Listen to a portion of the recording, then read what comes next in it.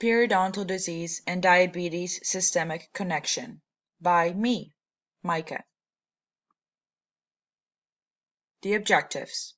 I'm going to talk about periodontal disease, diabetes. I'm going to show you a video of the periodontal disease and diabetes systemic connection. We're going to talk about the connection between periodontal disease and diabetes, considerations to dental hygiene, and a conclusion. What is periodontal disease? So periodontal disease is a severe gum infection that damages the soft tissues and can lead to tooth loss and destroy the bone that supports the teeth.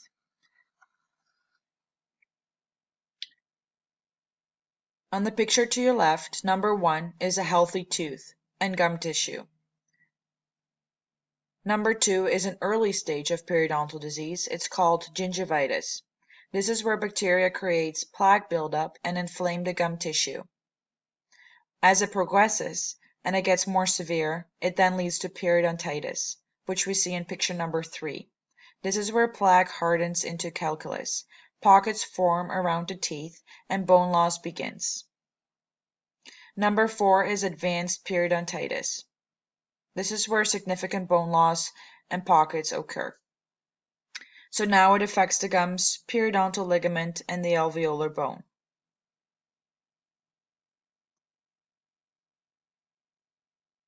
Diabetes. So diabetes is a metabolic disease that causes high blood sugar. There's a couple different types. So type 1 is an autoimmune disease where the immune system attacks and destroys cells in the pancreas. This is where insulin is made. About 10% of people with diabetes have this type. They are then insulin dependent. Type 2 occurs when the body becomes resistant to insulin and sugar builds up in the blood. Another type is gestational diabetes. This is for high blood sugar during pregnancy. So insulin blocking hormones are produced by the placenta that cause this type of diabetes. High blood sugars damages organs and tissues throughout the body. The higher the sugar is, and the longer you live with it, the greater the risk for complications.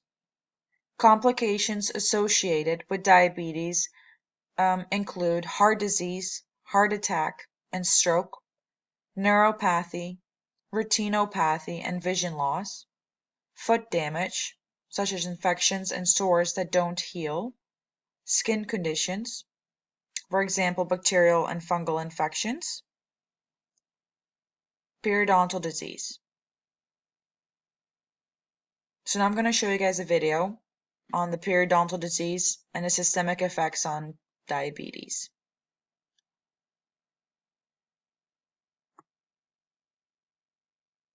If you have diabetes, you have an increased risk of developing periodontal disease.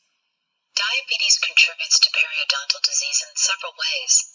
It can lower your body's ability to fight off infection and can slow healing. It also causes dry mouth and often results in high blood sugar levels.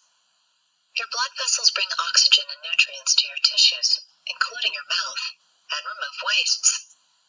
Diabetes causes the blood vessels to thicken and become less elastic, making you less resistant to infections like periodontal disease. Diabetics often experience a decrease in the flow of saliva. This can lead to a condition called dry mouth or xerostomia. A lack of saliva allows plaque, the sticky film of food and bacteria, to build up easily on teeth. This accumulation of plaque is the main cause of periodontal disease. Having poorly controlled diabetes also means that there often is an excess level of glucose in the blood and saliva. It is thought that this higher level may encourage the growth of the bacteria and plaque that are responsible for periodontal disease. We want to work with your physician to monitor your diabetes and keep you in good health. You have to do your part by maintaining a meticulous home care routine. Together, we can help keep you healthy and free of periodontal disease.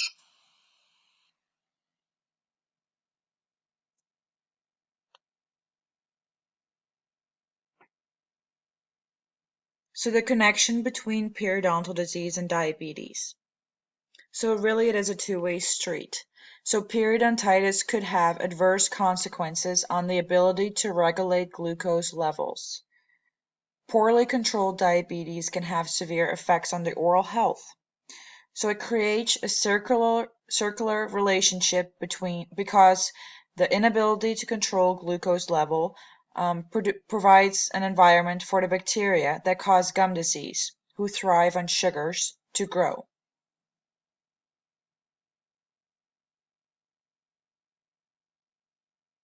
So gum infection further decreases blood glucose control and increases insulin resistance and hyperglycemia. So this is an increase of glucose in the bloodstream. High blood glucose levels make fighting infections more difficult and cause more severe gum disease.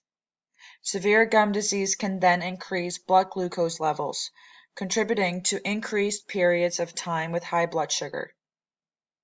Blood vessel changes. So diabetes causes blood vessels to thicken, which slows the flow of nutrients and the removal of harmful wastes, increasing the risk of gum infection. Bacteria. So many kinds of bacteria thrive on sugars, including glucose. When diabetes is poorly controlled, high glucose levels in saliva enable germs to grow and set the stage for gum disease. Smoking. A smoker with diabetes, age 45 years or older, is about 20 times more likely to get severe gum disease.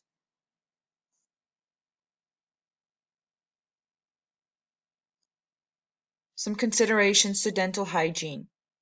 So it is very important for us to educate the client on the connection between periodontal disease and diabetes, as a lot of patients have no idea. They do not know that there is a connection. So we need to explain the risks of uncontrolled diabetes and the effects it has on the oral cavity. So the importance of good oral hygiene care. So the importance of good brushing and flossing twice a day. To rinse with an antiseptic mouthwash daily. To frequent dental care, so about every 3 to 6 months, depending on the periodontal state of their mouth. And if the patient smokes, encourage smoking cessation. The importance of keeping blood sugar under control. So that's the conclusion. It is so important to keep the blood sugars under control to prevent any of this happening. Here are some of my references. And that's the end of my presentation. Thank you guys for watching. Have a great day.